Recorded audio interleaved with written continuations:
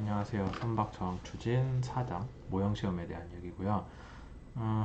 이번 모형시험은 이번 챕터에서는 크게 배울 내용들이 앞에서 배웠던 조파저항이랑 점성저항 관련 내용을 이제 실제 배의 저항 추정에 어떻게 반영을 할지, 그 다음에 모형시험은 어떻게 해야 되는지 뭐 그런 위주로 얘기를 할 겁니다.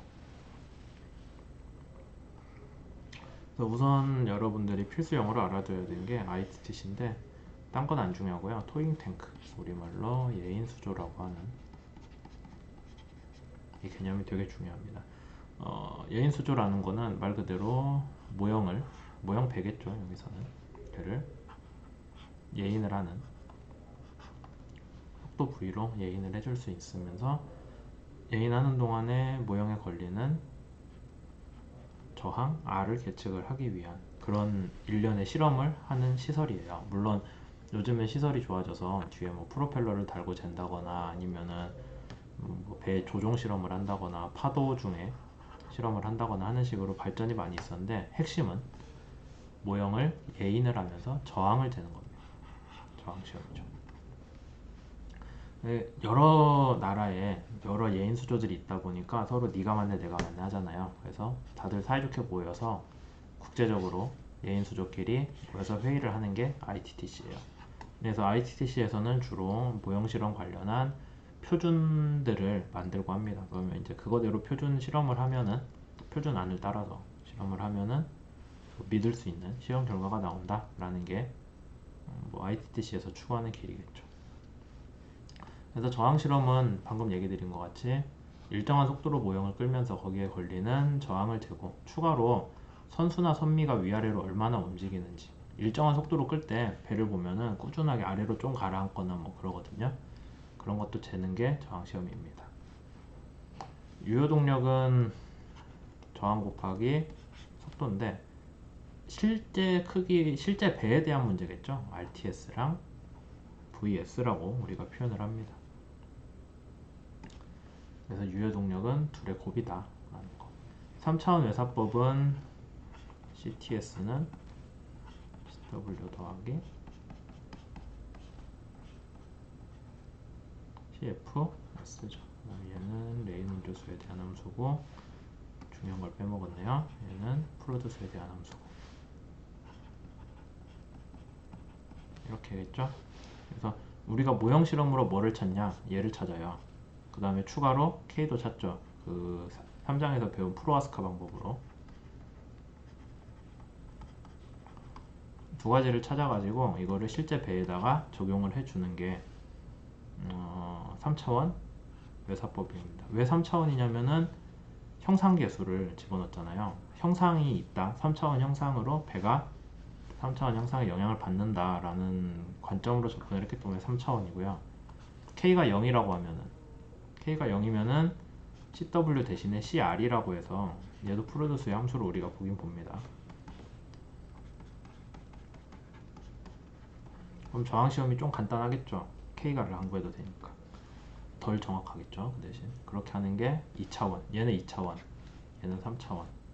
그래서 3차원 얘기했고, 외사법이라는 거는 실험 결과를 가지고 그 바깥에 있는 바깥 외자를 써서 바깥에 있는 실제 배의 결과를 추정하는 방법이에요. 그러니까 내삽이라고 하면은 실험 결과 안에서 이제 어디 점을 뽑는 건데 그게 아니라 실험 결과 밖의 점을 추정하는 방법이라 3차원 외사법이라고 하고, 반류비는 우리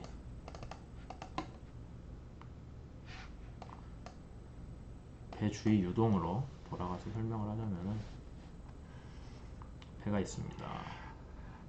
여러분들이 타고 있어요. 배가 V로 간다고 하면 여기에 타고 있는 여러분들 입장에서는 유동이 V로 오는 것처럼 느끼죠. 그 다음에 프로펠러 입장에서 보면은 V로 유동이 오는 것 같긴 한데 배 주위를 거치면서 점성 때문에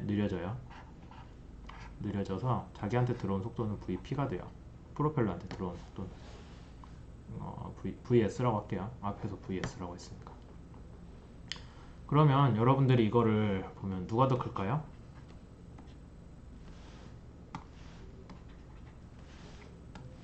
VP는 느려진 속도잖아요. VS가 훨씬 크겠죠. 그래서 둘을 뺀 거를 VS에 대해서 몇 퍼센트 정도 느려졌다. 느려진 정도예요.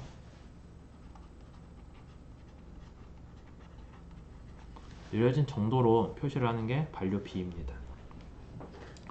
원래 배가 가는 속도고 프로펠러 입장에서 느끼는 속도예요. 배 주위 점성 때문에 마찰이나 점성 때문에 속도가 느려졌죠. 아니면 조파 저항도 영향이 있어요. 파도를 만들면서 그만큼 일을 해줬기 때문에 유동의 에너지를 잃죠. 어쨌거나 느려진 요속이 들어온다. 느려진 요속이 얼마나 느려졌니? 라고 했을 때 그 얼마나 느려졌냐가 반류고요. 걔를 원래 배 속도에 대한 비율로 표현한 게 W가 반류비. 반류비라고 합니다. 그래서 반류라는 단어는 웨이크라고 쓰고요. 반류비는 웨이크 프랙션이라고 써요. 중요한 개념이에요. 배 뒤쪽은 배가 가는 속도보다 느리게 유동이 들어온다 라는 거 되게 중요합니다.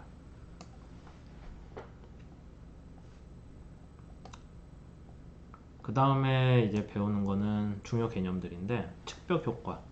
우리가 저기 104호에 가면은요 회류 수조 있고 그 다음에 조파 수조 지금 공사 중이거든요. 다 되면은 여유 되면은 수업 때 한번 보여드릴게요. 그걸 실험하는 거를. 지금 거기 쓸 모형선은 사놨는데 아직 실험 장비가 안 되었고요.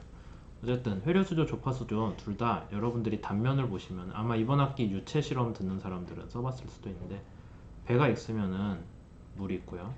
벽으로 막혀있죠. 양쪽 끝이. 양쪽 벽이 물이 더 나가는 거 막기 위해 벽으로 돼 있잖아요. 그러다 보니까 원래 문제들이 뭐 이제 여기서 만든 파도가 벽을 받고 돌아온다거나 아니면은 원래 단면적은 이만큼인데 배가 들어가면서 단면적이 좀 줄었잖아요. 물의 단면적이 줄었으니까 실제로는 조금 유속이 증가한 기분이 들거든요.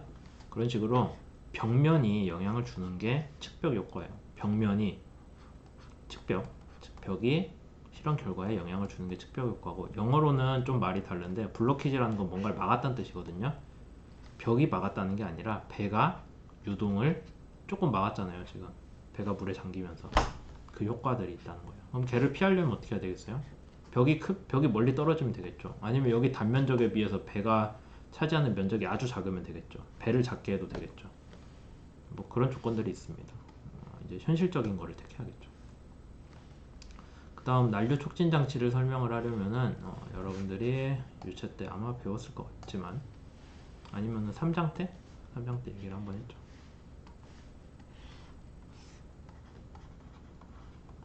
레이놀즈 X라고 쓸게요. 그 다음에 CF. 레이놀즈 X는 누분의 VX라고 해서요. 우리가 항상 배 선수를 오른쪽에 그리는데 원래 그게 전통이에요. 근데 오늘만 왼쪽에 그리겠습니다. X라고 했을 때 들어온 속도는 V로 똑같아요. 그러면은 뭐 어디까지는 측류겠죠. 어디까지는 천이일 거고 뒤는 난류겠죠. 그래서 한 여기쯤 되면은 이제 원래 우리 모형선의 레이놀즈 수 뭐 대충 한 10의 6제곱 정도 나온다고 했어요. 10의 7제곱이라고 합시다. 오늘.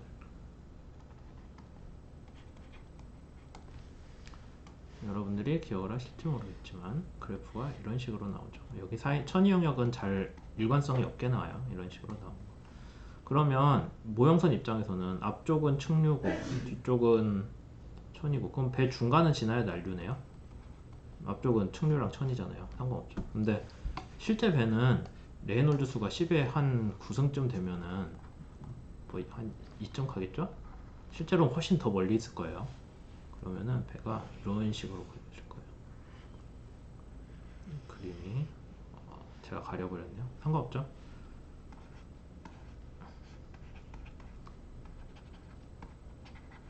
측량 천이 영역이 전체 배 길이가 여기까지잖아요.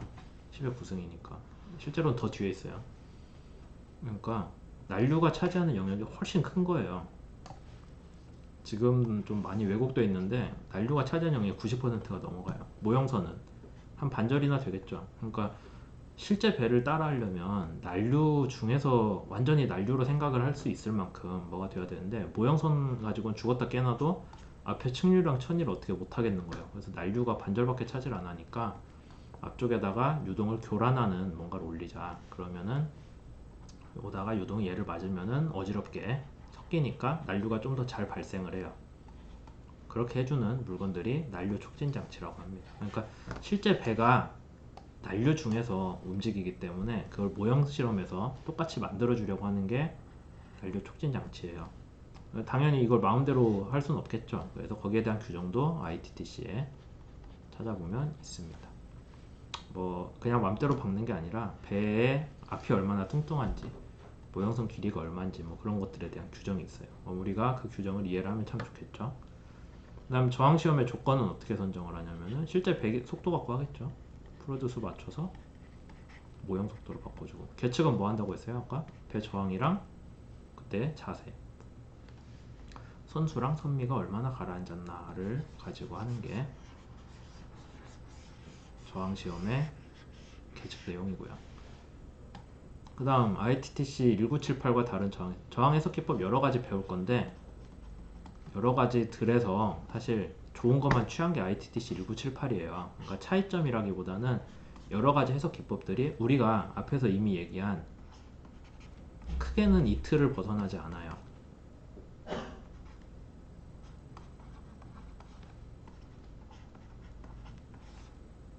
크게는 이 틀을 벗어나지 않는데, 이걸 좀 디테일하게 봤을 때 누구는 어떻게 하고 누구는 어떻게 하고 하는 차이들이 우리 수업에서 얘기를 하겠죠. 어쨌든 여러분들이 알아두셔야 되는 거는 다른 저항 해석 기법들보다 ITT 1978만 확실히 알고 있어도 돼요. 그 정도 얘기 드릴게요. 그 다음에 다루는 거는 정성적 정량적 유동 계측 기법이라는 말인데, 정성이라는 거는 영어로는 퀄리티에 대한 거예요. 그 다음에 정량은 퀀티티. 그래서 얘는 성질에 대한 거고요, 얘는 그 값에 대한 거예요. 그러니까 여러분이 누구누구 달리기를 했는데 얘는 나보다 빨라 라고 하는 거는 정성적 문제가 됩니다. 누구보다 빠르고 느리고. 근데 얘가 정확히 몇 미터 퍼 세크로 뛰었어, 그건 정량적 문제예요. 그럼 공학적인 입장에서 뭐가 더 중요하냐면은 정량적인 게 더 중요하죠. 근데 정량적인 계측은 어려워요. 그래서 옛날에는 정성적 기법인 한계 유선 가시화나 터프트라는 걸 많이 썼는데, 요즘에는 세월이 좋아져서 실험 기술들이 발전을 하니까 유동 가시화나 피토관 같은 정량적인 기법들이 들어온다는 거죠. 유동 가시화는 수업에서 잠깐 얘기를 할 거고요. 피토관은 여러분들이 아마 유체역학 때 배웠을 텐데, 유동이 V란 속도로 오고 있으면은 안에다가 관을 하나 내리죠. 관을 내리는데 여기에 구멍을 하나 뚫고요, 여기 하나 뚫어요. 그럼 여기는 정체점이 생기죠. 스태그네이션 포인트가. 그 다음에 여긴 유동이 그냥 흐르잖아요. 그러면 둘의 압력 차이를 재면은 걔가 뭐랑 같겠어요? 2분의 1로 V제곱이랑 같죠. 그럼 우리가 V를 구할 수 있다는 게 피토관이죠. 실제로는 그냥 이런 하나짜리 피토관 말고요, 좀 더 복잡한 걸 쓰긴 쓰는데 기본 원리는 이래요. 서로의 압력 차이를 재서 그걸로 속도를 계산하는 게 피토관입니다. 그 다음에 마지막으로 얘기할 거는 반류 분포도인데, 본 수업 때 저것까지 얘기할 시간이 될지는 잘 모르겠네요. 근데 중요한 내용이긴 하니까 우리가 배 앞머리 이제 오른쪽에 그리죠. 그러면 프로펠러 위치를 찍었을 때 X방향, 프로펠러 X방향 위치를 찍으면은 거기에서 유동 속도의 분포를 구할 수 있어요. YZ로. 프로펠러 디스크를 가상으로 그려놓고 여기에서 이렇게 YX, 그럼 여기가 이제 프로펠러 축 위치겠죠. Y는 이쪽 방향이고 Z는 윗방향, 배 입장에서 수직 방향. 그렇게 했을 때 유동이 이런 식으로 분포가 되거든요. 그러면 여기는 빠르게 들어오고요, 여기는 느리게 들어와요. 경계층 안쪽이라고 보시면 돼요. 경계층 안쪽은 느리고 바깥쪽은 빠르겠죠. 그러니까 배에서 좀 멀리 떨어진 데는 빨리 들어오고 배 안쪽에 모여있는 데는 느린데 유동이 느려져요. 그럼 반류비는 누가 더 크겠어요? 반류비 입장에서 보면 얘는 반류비가 거의 0인 거고 얘는 반류비가 한 0.7 정도 나온다고 볼 수 있겠죠. 원래는 반류비라는 단어는 평균적인 유동 속도 차이를 얘기하기 때문에 어떤 국부적인 데에 대해서 반류비란 말을 쓰지는 않아요. 다만 여러분들 이해를 위해서 여기는 반류비가 큰 유동이 속도를 많이 잃은 곳이고 여기는 유동의 속도를 적게 잃은 데고, 그럼 프로펠러가 뱅글뱅글 도니까 프로펠러 날개가 이렇게 진행할 거예요. 바깥쪽은 유동이 빨라서 좋다가 여기서 한번 느려지고요.